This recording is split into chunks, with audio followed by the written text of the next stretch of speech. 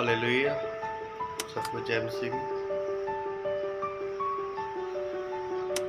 परमेश्वर आपको ब्लेस करे और बरकत दे। आज मैं एक गवाही बताना चाहता हूँ। मेरा विश्वास है कि इस गवाही के द्वारा परमेश्वर आपको बहुत कुछ सिखाएगा और बहुत कुछ आपको सीखने को मिलेगा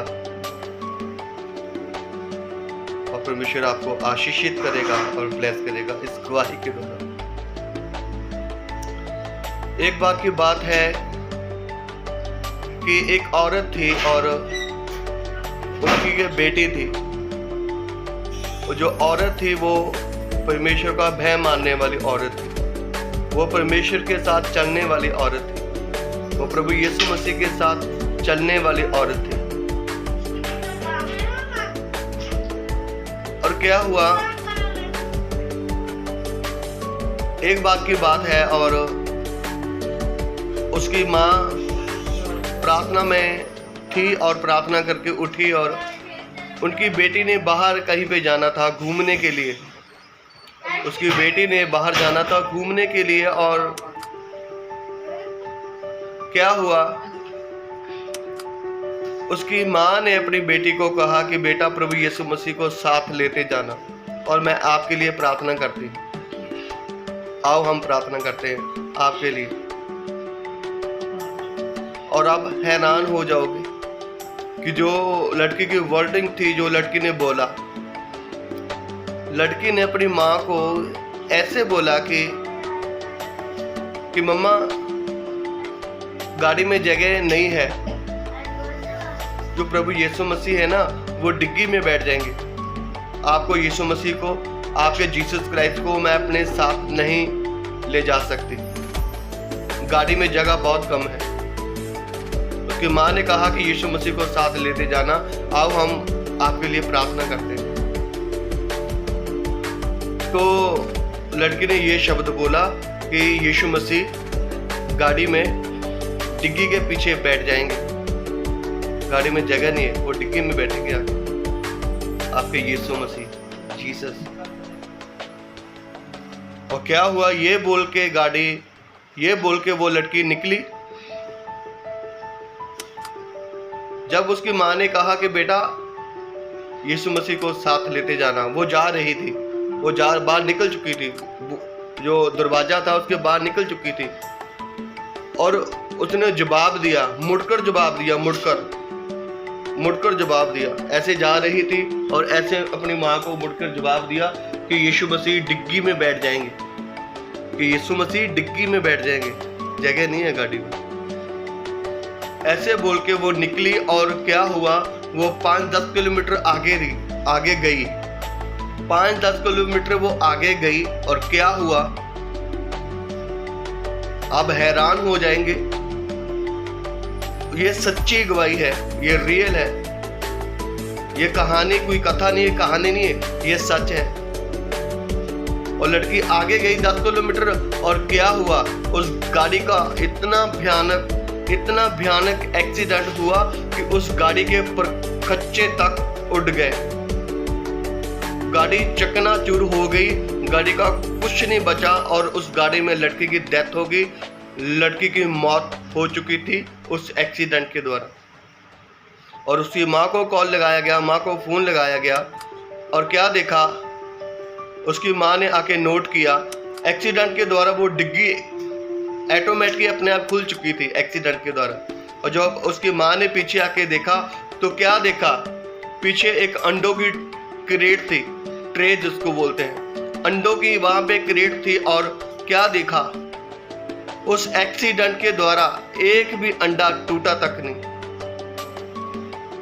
इतना भयानक एक्सीडेंट कि गाड़ी के परखच्चे तक उड़ गए।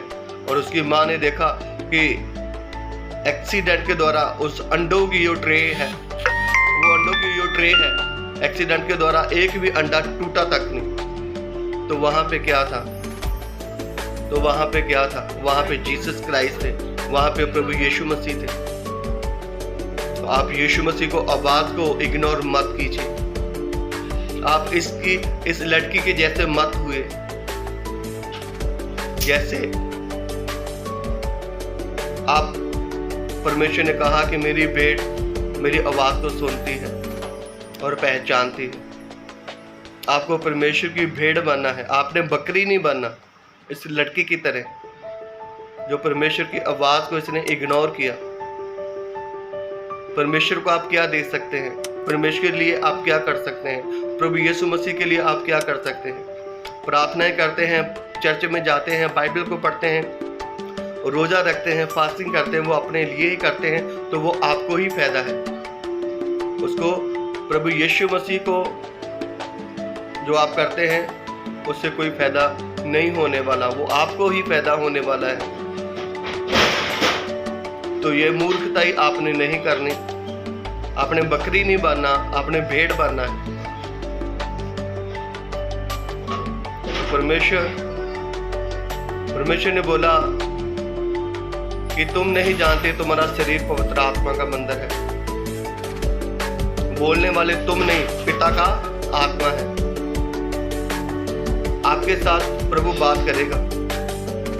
अगर आप बकरी हो तो आप उसकी आवाज को पहचान नहीं पाएंगे। आपको ये लगेगा कि मेरी माँ ही मेरे साथ बात करती है, मेरा बाप ही मेरे साथ बात कर रहा है। ये बोलता रहता है, ये बोलती रहती है, इनकी ये आदत है, प्रार्थना करो, प्रार्थना करो, प्रार्थना करो, प्रार्थना करो, प्रार्थना करो, प्रार्थना करो। पर उसको ये मालूम नहीं था कि उसकी माँ के द्वारा उसके साथ प्रभु बात कर रहे थे।